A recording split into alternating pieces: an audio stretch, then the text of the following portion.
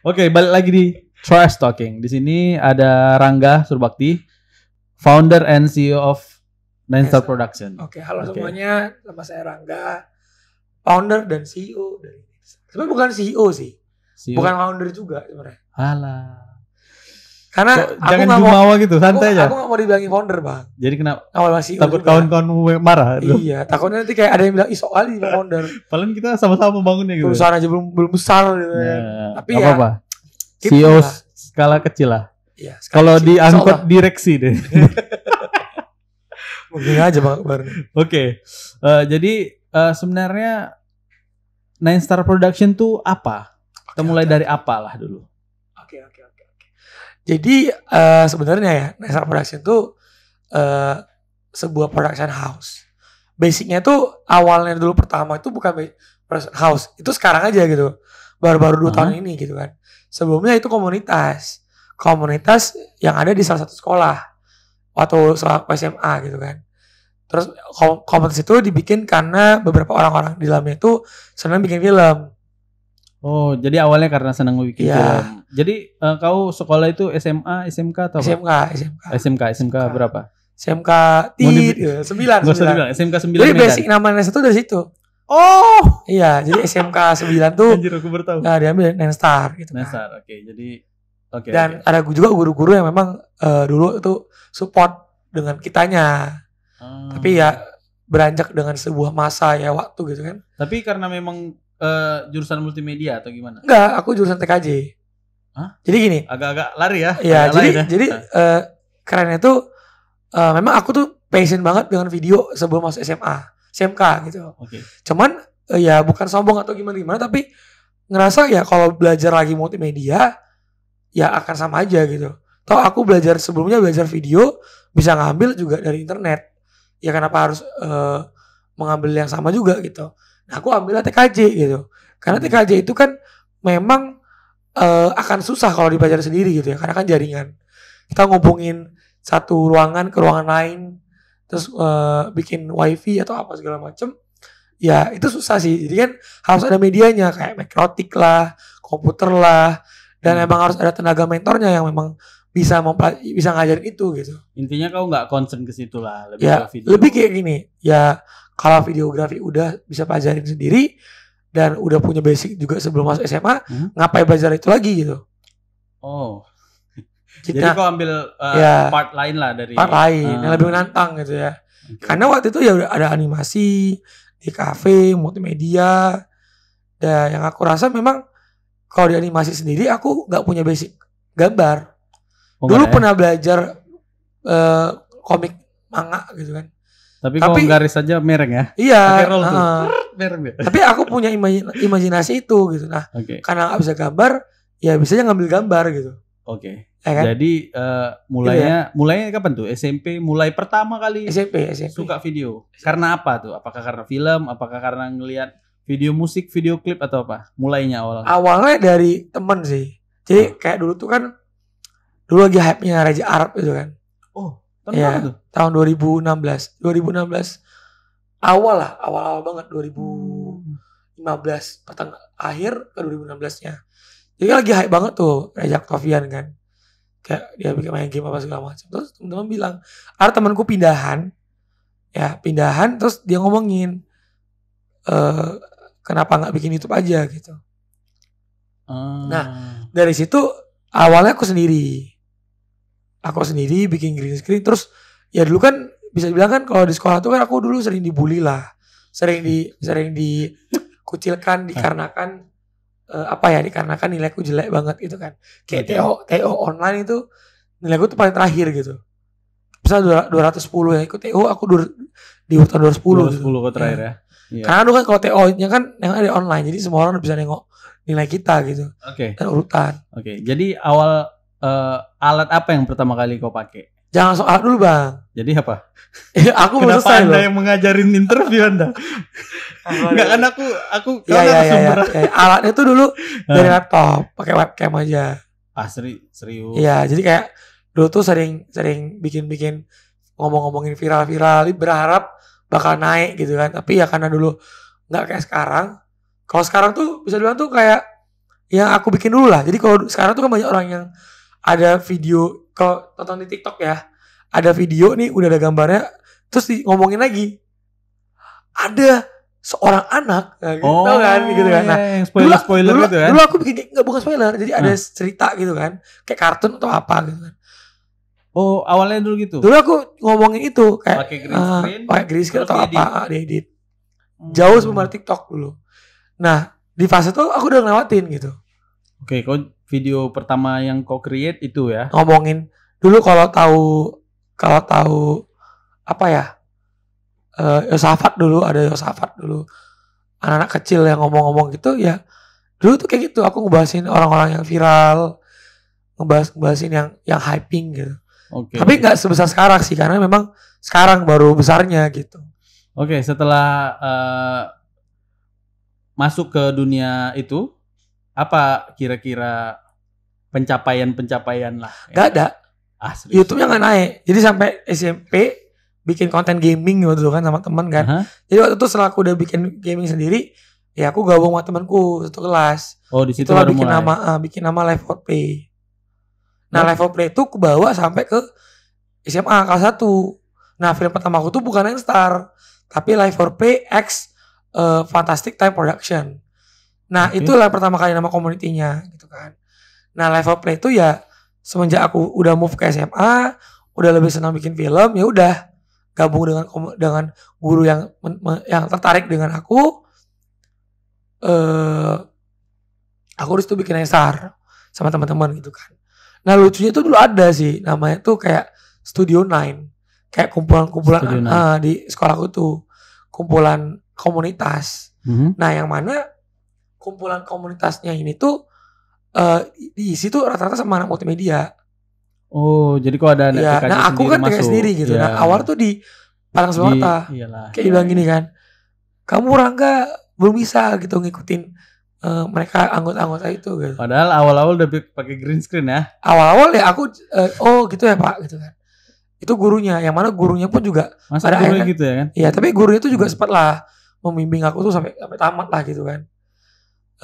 Tapi setelah tamat ya aku udah buka sendiri gitu. Dia pun juga udah tidak tertarik lagi gitu kan. Oke, berarti Nine Star ini awal dari sekolah. Sekarang kau bawa keluar jadi komersial. Iya.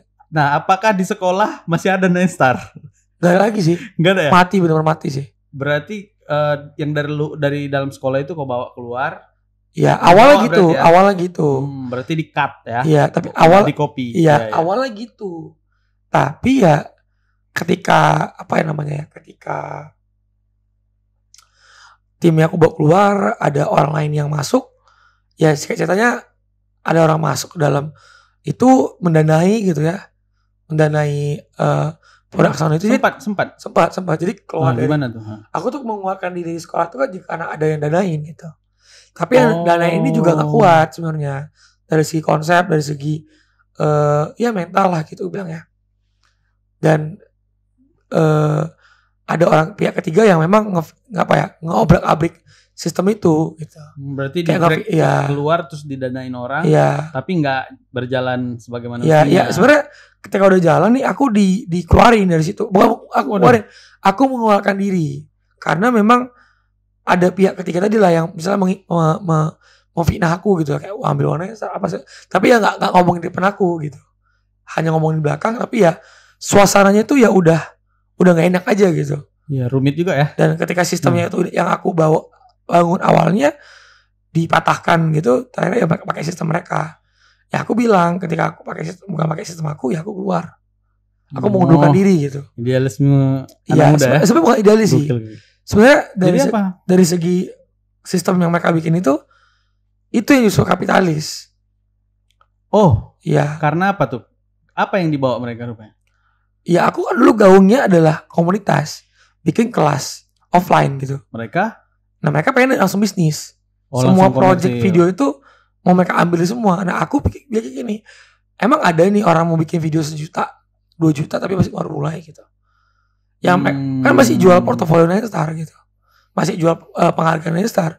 Walaupun punya pendanaan mau ratusan juta uangnya, mau miliaran pun kalau nggak punya portofolio, nggak punya basically ya, gak ada yang percaya. Value, ya orang juga takut untuk bisa bayar itu gitu. Oke.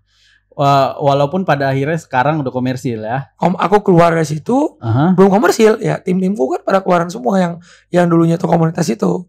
Mereka ikut ke timnya yang pecah itulah gitu kan. Yang tim yang sistem tadi itu gitu. Aku keluar, mereka buat nama baru. Buat nama baru. 2 bulan mereka hilang. Enggak. Ternyata yang pihak ketiga tadi yang nipu aku, malah dia nipu mereka gitu. Yang ngefitnah aku orang gak nih, ambil uang Nenstar gini segala macam. Tapi nama Nenstar tetap kebawa ya? Tetap bawa. Oke, respect. Tinggal aku ada proses untuk jadi PT aja. Hah? Iya, kemungkinan aku ada target 2022 mau bikin PT. Chief antar ya, itulah. Sabar. Karena aku udah melegalitaskan nama itu gitu kan. Siap, sabar. Nanti kita ke situ. Iya, nanti itu ya. Berarti artinya sekarang udah benar-benar komersil lah. Walaupun ada project-project yang art ya. Untuk film-film belum komersilkan kecuali ikut lomba gitu. Bisa dikomersilkan, tapi untuk saat ini belum ada. Aku juga belum ada. Berarti karena kalau apa mau ya? Awareness-nya belum masuk sih ke situ. Awareness-nya itu sama budgetingnya belum masuk. Ya wong bikin film 1 juta itu kan enggak. Aku buka-bukaan 1 juta bikin film tuh enggak cukup gitu. Paling 5 menit ya kan. Enggak cukup. Enggak cukup transport, makan, talentnya. Iya. Kameranya. Kalau semuanya bayar ya kan? Iya. Enggak cukup. Makanya sampai saat ini masih pribadi sih aku ininya. Oke. Jadi visi si Nenstar ini PT lah. PT. Legalitas ya. Sebenarnya udah ada yang megang sih. Jadi kayak salah satu yayasan tuh udah membackup, tapi dari segi kelas online-nya gitu, dari program online ya. Belum project-project yang komersial belum. Video ya. Iya. Okay. Lagi mikirin dulu sih one by one sih. Oke, jadi servisnya dari Nenstar ini apa nih? Ya kita fokusnya ke komersial video, bikinin iklan ads gitu kan. Terus musik video, komersial musik video, kemudian yang lebih ke arah konsep lah. Jadi punya storyline, punya cerita yang bisa ditawarkan. Jadi value yang pengen ditawarkan ke Nenstar itu adalah ketika klien pengen bikin video sama kita, akan ada impact ketika mereka tuh bikin video sama kita gitu. Gak hanya bikin video aja, gak hanya dari segi kreatif atau dari segi technical aja. Kita jelasin value-nya tuh apa, goals-nya apa gitu. Oke. Gimana pun kalau kau agak segan menyebut kau itu founder, ya kan? Tapi kan di sini kau lah yang memimpin Nenstar, gimana pun kan. Kau lebih condong ke manajer atau leader? Sebenarnya sih aku dua-dua tuh penting sebenarnya. Manajemen itu harus ada di dalam sebuah company atau apa gitu kan. Dalam sebuah startup gitu. Apapun itu yang berbentuk perusahaan atau walaupun itu sampai mini company juga gitu. Nah, leader itu lebih ke SDM-nya. Bagaimana seorang leader itu bisa ngebikin SDM-nya tuh produktif gitu. Karena kebanyakan kita mikirnya bahwa udah sekedar bikin apa aja, bisa bikin tim gitu kan. Tapi nggak ada nih yang leaderinnya gitu, leadershipnya nggak ada. Oke, berarti kan soal video komersil udah ads itu udah berjalan ya kan. Nah sekarang ini Nenstar melebarkan sayap ke ini bikin podcast. Yeah. Jadi ini inti video ini. Jadi ini semuanya kan aku nggak punya tuh alat-alat proper ini. Nah, jadi si Rangga nawarkan konsep bikin podcast Medan ini, yang mana tujuan utamanya adalah mengembangkan komunitas-komunitas yang ingin berkarya di bidang podcast. Gimana tuh, Cok? Ceritain dulu. Memang sih tujuannya kemana gitu? Tujuannya itu pertama adalah ngeberiin platform. Nah, nggak mau muluk juga. Cuan is everything sebenarnya. Cuan is everything. Ya. Tapi walaupun cuan is everything, is become number 2, not number 1. Oke, number 1 is awareness. Jadi pertama tuh awareness dan empathy. Jadi tuh sama sih. Brand awareness, value awareness gitu kan. Karena yang pertama kali aku salurkan itu adalah bagaimana platform ini memicu awareness dari konten-konten kreator yang memang masih middle atau kecil gitu atau ke bawah gitu. Yang belum punya alat, belum punya kapasitas untuk bisa membuat sebuah konten gitu. Berarti ini soal harga pasti terjangkau lah ya. Insya Allah terjangkau sih. Untuk orang-orang komunitas yang pengen berkarya lewat podcast. Jadi ini sebuah platform yang akan mengcover itu untuk alat segala macam. Nanti paketnya lihat aja di Bikin Podcast Medan. Iya, ini websitenya lagi di-build ya kan? Iya. Lagi di-build. Nama domainnya nanti bikinpodcastmedan.com. Iya, benar. Gitu ya kan? Sama Bang Akbar. Aku yang bantu bikin gitu ya. Iya, benar. Terima kasih Bang Akbar. Telah membantu ya. Enggak lah. Ini kita sama-sama bantu kan. Benar. Jadi untuk di fitur Bikin Podcast Medan ya, dia masuk kemana aja tuh? Fasilitas yang dikasih apa aja gitu. Sebenarnya dari paket-paket itu kita akan bagi 3 paket sih sebenarnya. Lebih ke paket yang pertama tuh paket yang low banget. Tapi bisa dibikin konten gitu. Kemudian paket middle, kemudian paket luxury atau advance. Yang pertama tuh paket ekonomis. Kemudian kedua paket advance, yang ketiga tuh paket luxury. Ya, jadi beda-bedanya apa tuh? Bedanya tuh ya lebih ke preparing alat ya. Kayak misalnya kalau paket yang ekonomis tuh kita sediain alatnya, tempatnya, sama lightingnya, tapi kamera nggak kita sediain. Oke. Ya. Jadi mereka kalau mau record pakai HP juga boleh karena udah ada lighting, udah oke ya. Benar. Lightingnya gokil, udah gokil ya, sebenarnya udah. Diffuse apa ini? Iya. Softbox. Softbox. Iya, beberapa. Cahayanya diffuse keren. Walaupun ini termasuk softbox entry level ya, di harga 3 juta, 2-3 juta gitu kan. Ya, tapi beberapa YouTuber yang udah kelas atas tuh kayak Raditya Dika tuh udah pakai ini. Pakai ini. Karena lebih penting fungsinya kan. Iya, dan kebutuhannya. Kalau untuk luxury-nya tuh ya nanti kita ada lagi alat lain ini pakai yang ini nih. Ini udah 2 kali lipat harga ini sebenarnya. Oh ya. Iya, jadi makanya ya tergantung nanti juga kita kasihin paket-paket ekstranya juga bagaimana lah gitu ya. Oke, tadi paket pertama si ekonomis. Advance gimana tuh? Nah, advance tuh lebih ke kamera udah dapat belum? Udah dapat. Oh, kamera dapat. Berarti yang tadi semuanya ditambah kamera. Iya, kamera. Itu untuk tag berapa kali podcast kira-kira? Harganya kita masih sembunyikan. Itu sekali paket, sekali tag sih sebenarnya. Oh, sekali tag? Iya, jadi bukan yang paket komunitas, ini beda lagi nih? Bukan, itu beda lagi. Oh, beda, oke. Beda lagi. Ini yang sekali tag paket advance, sekali take udah dapat kamera. Kalau yang ekonomis nggak dapat kamera. Iya. Ya, tapi softbox keren ini dapat. Oke. Luxury apa tuh kelebihan? Luxury itu kelebihannya adalah kita bisa customing template sih. Oh, background. Oh, bisa langsung diganti-ganti itu ya? Bisa langsung diganti. Oke. Jadi gini, di Jakarta tuh ada namanya sewa podcast Jakarta. Nah, itu tuh sama semua. Jadi kalau misalnya punya platform lain itu kayak aneh aja gitu. Kayak misalnya abang nih, Lingkar Bahasa gitu kan. Podcast di sini gitu. Nah, ada lagi orang lain nih. Podcast di sini juga gitu. Sama semua gitu. Oh, sama backgroundnya? Backgroundnya sama gitu. Ini kalau misalnya gini boleh, aku baru terlintas nih. Green screen ada nggak kita? Bisa, ada. Oh, oke man. Jadi kita bisa kayak bikin video, apa namanya tuh yang kayak bawain berita, ya kan? Iya, bisa. Berarti nanti pakai background green screen, terus dihapus green screen-nya. Ini proses editing. Green screen-nya dihapus, tinggal taruh apa tuh namanya? Background. Iya, benar. News gitu ya. Keren juga tuh. Berarti luxury tambahannya template. Kalau misalnya editing gimana tuh? Kalau editing itu sih sebenarnya akan lebih mahal sih. Tapi kalau aku sendiri untuk yang basically baru mulai, kita kasih konsultasi aja. Gratis. Konsultasinya gratis. Ya, jadi kita kasih beberapa ya bukan apa ya, diskusi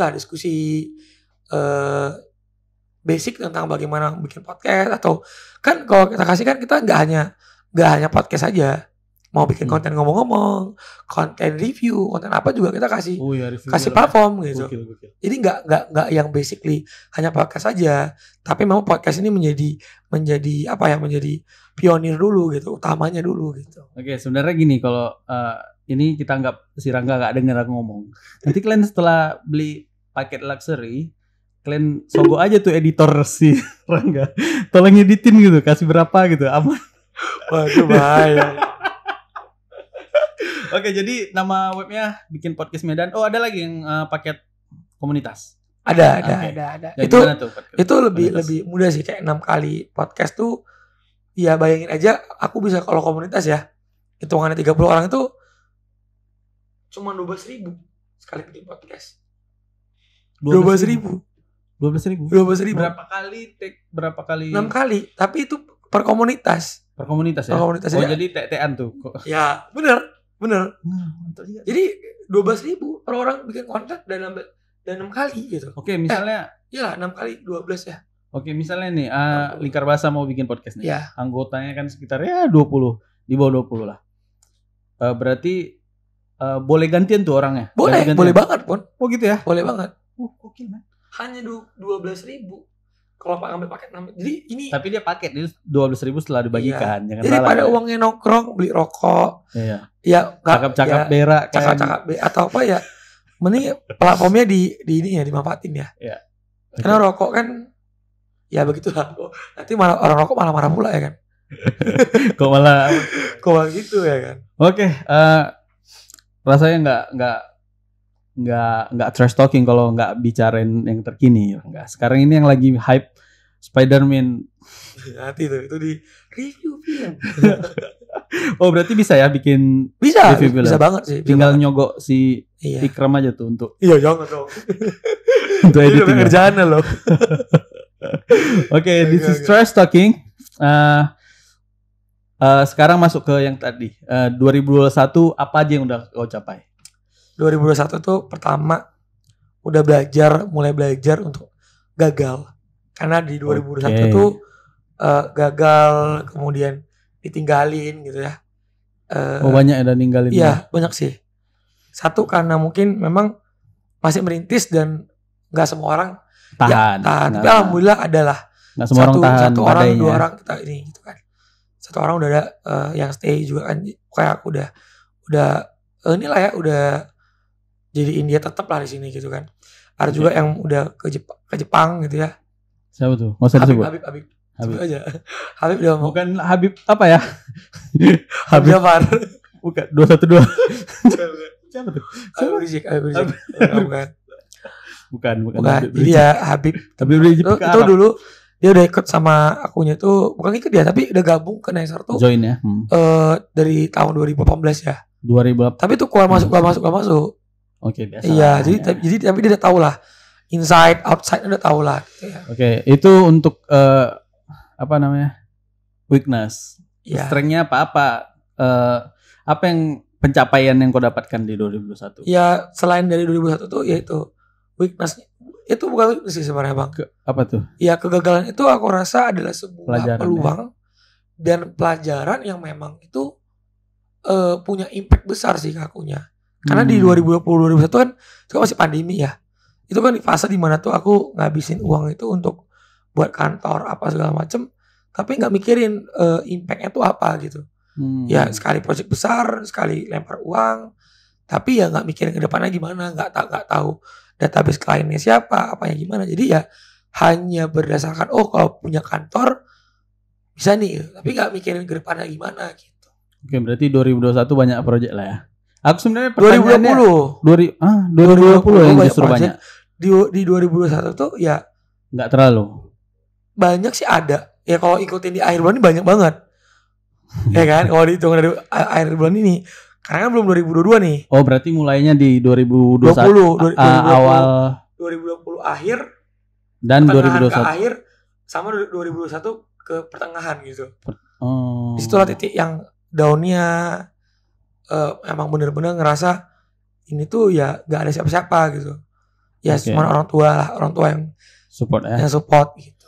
Oke, 2022 harapannya gimana tuh? Harapannya kita punya program-program yang bisa ngebantu UMKM, ngebantu komunitas tadi ya, komunitas kreatif, dan ngebikin Nesar ini jadi sebuah production house yang produktif lah ya. Yang produktif dan stabil gitu ya.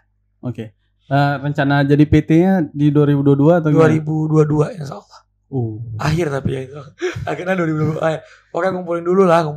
Iyalah. dimantapkan dulu kan krunya. Sebenarnya dimantapin dulu timnya, dan sebenarnya kalau dari segi legalitas sudah ada sih. Dari yayasan itu. Oh, yayasan itu. Yayasan itu kita. Jadi kalau jadi anaknya si yayasan atau gimana tuh? Iya, benar. Jadi anaknya. Jadi tapi dalam konteks kelas online. Nah, sisinya di situ ya Mas ya. Dan kalau dari segi izin usaha udah ada gitu. Tapi belum CV. Ya pertama sih basicnya mau CV dulu sih. Ya awalnya CV. Awal CV dulu gitu kan. Karena ya memang sampai saat ini ya hanya legality dulu lah yang paling penting kan. Jadi kalau CV pelang merek Ninestar udah ada tuh di depan. Ya kan? Udah ada. Jadi nggak perlu repot-repot lagi. Tinggal yang mikirin nama lah. Ninestar tuh akan ada kemungkinan bakal ganti nama sih. Iya. Kok bisa ganti nama? Kok speechless aku nih. Memang kok bisa ganti nama tiba-tiba? Ya satu udah banyak make. Yang dua banyak emang. Banyak make. Tapi yang kedua ya masih mikir juga sih apa yang mendekati dari kalimat Ninestar itu. Makanya aku bikin kreatif agensi gitu. Ya. Makanya ya kalau fokusnya ke Ninestar Production, branding yang masih Ninestar ya people know-nya ya Ninestar. Oke, jadi 2022 selain bikin podcast Medan, masuk juga tuh creative agency. Coba lihat dulu websitenya. Oke. Ini Bang kayaknya udah ada spektrumnya rata semua nih. Loh kok bisa gitu ya? Makanya aku heran. Ini tinggal drag aja. Kayaknya. Aja. Enggak ya? Coba. Kan? Iya. Kepenuhan di sebelah situ enggak? Ini kan banyak kali ya. Oke lah. Oke, kalau gitu gini. Kita buka dulu website ya. Ya, ini. Kebetulan udah dibuka, udah disediain. Kita refresh dulu. Tidak tahu. Ya. Oke. Ninestar Creative Agency. Jadi ini udah ada soral-soralnya. Nah, kerennya sih ini udah ada apa ya? Menunya coba. Ada menunya ya. Set, iya. Bisa buka gini, ada browse ya tentang kitanya. Ini masih draft lah ya, belum selesai. Emang dikit lagi sih. Ada nanti kita akan jelasin di sini ada lagi ya. Kayak di service. Ya ada production house. Pokoknya kita jelasin secara ini ya, secara ringkes lah gitu ya. Ini sebenarnya teaser karena akan launching di 2022 kan harusnya. 2000 awal. Oke. Ini nanti podcastnya 2000 berapa Bang? 2021 lah kalau bisa. Ini akhir tahun mau ku keluarin. Iya. Jadi jangan lah Bang, tanggal 30 udah, tanggal 28 udah bisa sih. Ini tanggal 28, 29 30 lah. Kenapa emang? Ya aku bisa upload nanti ke Instagram. Nah, ini ada event dokumentari, film dan web series, digital. Oke, lewat ya. Hah? Webnya bagus. Nanti mau ganti lagi warnanya. Oh, ganti warna. Mau ganti warna lagi. Aku sosok gak tahu yang ngerjain aku, Mas. Event dokumentari, film komersial, digital agensi, program UMKM, YouTube kreator dan bikin podcast Medan. Jadi kita satuin gitu. Oke. Nanti bikin podcast Medan kan domainnya beda sendiri. Beda sendiri. Cuman ya fokusnya ke sini dulu sih. Fokusnya ke sini. Oke. Nanti di sini juga udah ada sih ya. Teman-teman di sini udah ada kayak portofolionya ya. Nanti tinggal dibikinin. Ini udah komersial video udah ada, event komersial udah ada, digital agency udah ada, dan filmografi. Aku bangga ngeliat webnya, gokil. Coba kontak. Ini udah ada kontaknya. Ini di sini kita nih saat ini. Ya, ini ada ininya. Minta kok zoom pasti ada kepala kita nih. Nampak ada tuh. Oke, ini ya launching 2022 aja lah ya. Ini nggak usah dikasih tau dulu, ini kan nggak nampak tuh masih. Iya. Oke, jadi sebelumnya aku mau cerita 2021 sih. Ini klip untuk di Instagram. Iya. Jadi 2021 itu panjang kali. Awal aku ini abang dia. Iya. Atau mau di podcast semuanya? Gak apa-apa. Iya boleh juga. Jadi awal aku di boleh juga sih Bang, podcast semuanya lah. Oke. Iya. Ini ada part 2-nya di podcast dia. Oke. Kita selesai sini ya. This is Trash Talking. Thank you, man. Salam kreatif dan tetap produktif. Oke. Itu ini kita. Itu tagline saya. Untuk itu salam kreatif dan tetap produktif. Salam kreatif dan tetap produktif. This is Trash Talking and close. Iya. Gimana? Denger.